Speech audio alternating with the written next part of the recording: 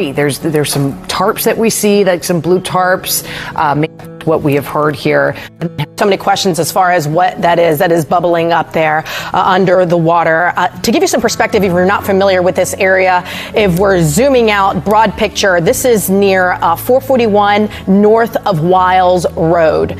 So again, in Coral Springs, Wiles Road, north of Wiles Road and 441. And shocking surveillance video of a tragedy after takeoff. A small plane plunging into a pond in Coral Springs. First responders getting to the scene and seeing parts of the plane strewn about and some damage done to the neighborhood. The 2 people on board were killed in the Fort crash. Lauderdale Executive Airport on a mission to bring relief supplies to storm survivors in Jamaica. We have team coverage for you tonight. Samir Nefsi has a look at the investigation into the crash. Sanel Sabovic has some details about who was on board, but we're going to start things off with Samir.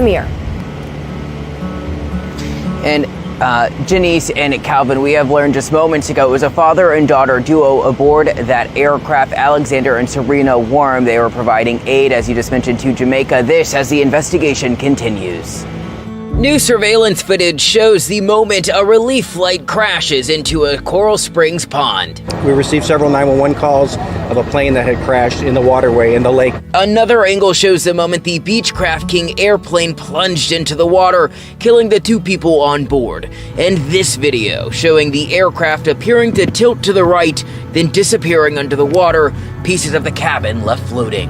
Yeah, you're looking for the down aircraft? Yes, sir. Sky 10 hovering above the scene in the 5000 block of Northwest 57th Way. I was just in my office and I heard a very large, what sounded like an explosion, really. According to a spokesperson for the city of Fort Lauderdale, the plane took off from Fort Lauderdale Executive Airport heading to Montego Bay, Jamaica, carrying relief supplies before plunging out of the sky around 10:20 Monday morning. We do have our police department here with their divers as well. They'll be conducting a recovery mission shortly. We were unable to find any victims or any large pieces of fuselage on our initial dive.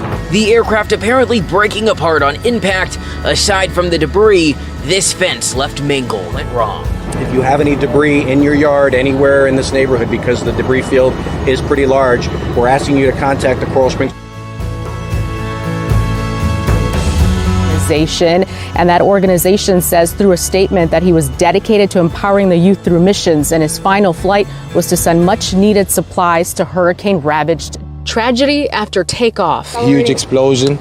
That's what it sounded like, a big bomb. A plane making a nosedive, then moments later plunging into a Coral Springs pond, killing 2 people on board. The plane, a Beechcraft King Air B-100, took off from Fort Lauderdale Executive Airport near the Banyan Air Service hangar around 10:14 this morning. It was heading to Montego Bay, Jamaica with supplies. Here's the path it took, heading west before curving northbound and crashing into the Windsor Bay community in Coral Springs 5 minutes after takeoff. Yeah, you're looking for the down aircraft? Yes, sir.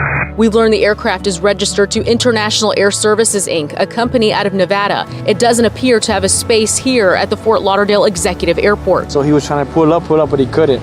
And it went straight into, it hit the back fence of the house. Fire crews immediately arrived on scene in Coral Springs. Behind the house.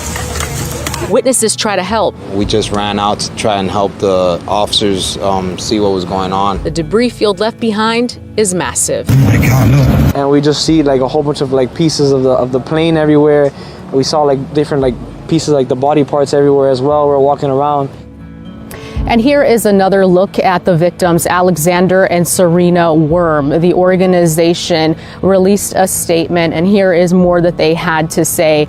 They mentioned that as we honor their memory, may we continue their legacy of generosity, compassion, and faith. Rest in peace, Alexander and Serena. Your light endures in all whose lives you have changed. Alexander does leave behind a wife, Candace, and 2 other children, a son, James, and another daughter, Christiana. Sending our thoughts and prayers to that entire family.